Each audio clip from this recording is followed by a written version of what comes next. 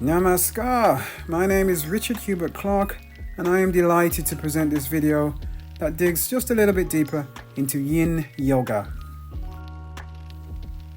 What do you see?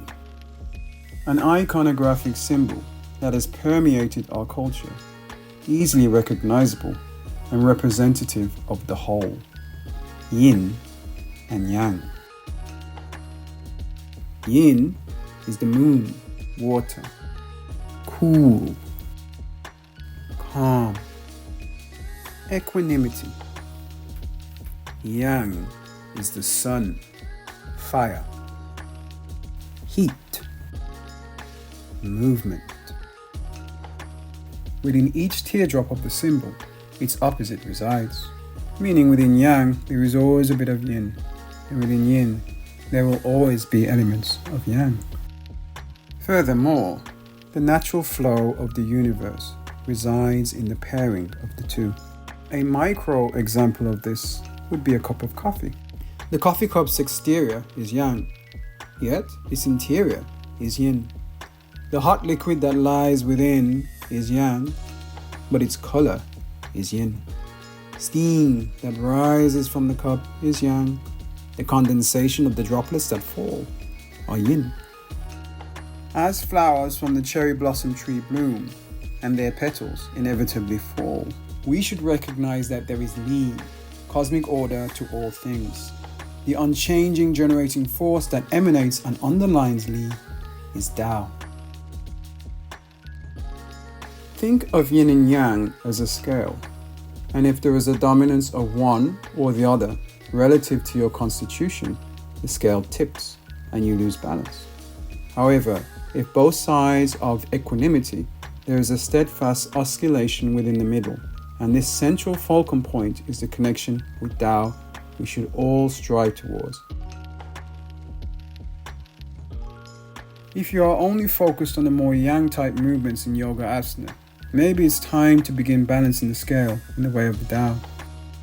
Within the context of position and density within the human body, Yang tissues can be viewed more as muscle, blood, and skin, compared to Yin tissues of ligaments, bones, and joints.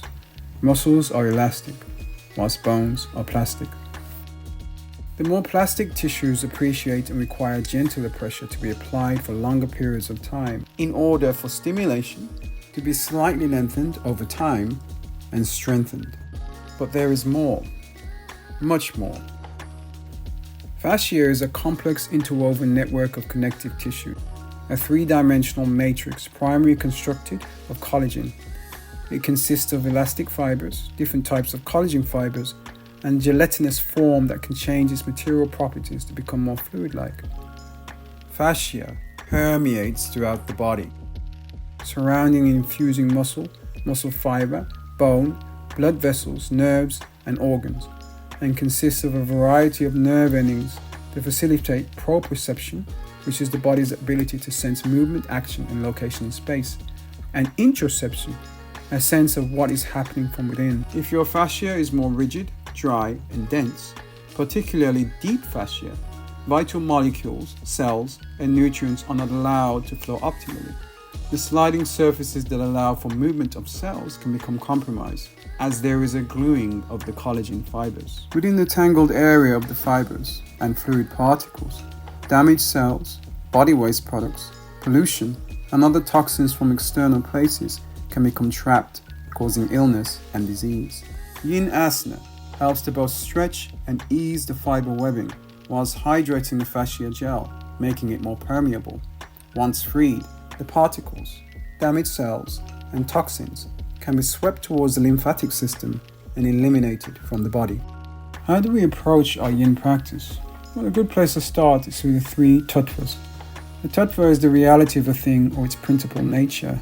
Within your practice, the three tattvas are required: edge, stillness, and remaining in posture for the allocated time.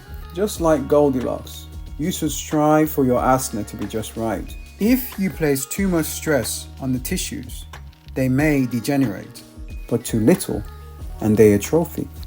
This might also apply to our emotional and mental edges, if not fully prepared.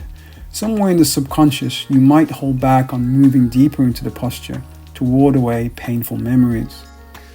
The more yoga we practice, the more attuned we are not only to our physical body, but also our energy, mental, and spiritual bodies too. Through practice and discipline, we should, in theory, become attuned to the instinctual parts of ourselves, trusting when to go deeper and eventually combating the negative emotions that may arise. The body becomes still as a great mountain, unaffected by the winds, rain, and snow that swirl around it. Stillness of the body means the muscles are inactive.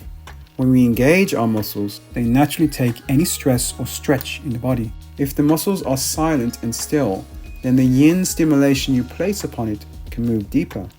This also applies to the quieting of the breath, which manifests when less energy is required for movement through stillness. When the breath is smooth, even, and calm, it is like the surface of a mountain lake, unruffled by wayward breezes, allowing for a greater sense of inner focus. To still the mind, the breath must be calm. To calm the breath, stillness is required. When we meet these conditions, deep awareness is possible. Remember, yin tissues, being more plastic, require gentler but long-held stresses. Hence, why we hold the postures for the allocated time, which is considerably longer. The word samasthala translates to balance. We recognize the importance of an Ashtanga adjacent style vinyasa flow and traditional Hatha Yin, both of which is incorporated into our curriculum. In this video, we have only touched upon the surface in regards to the exploration of Yin Yoga. Our 200-hour teacher training program will provide you the time and space to fully explore. We look forward to seeing you at our upcoming yoga teacher training in Bali. Shanti Am.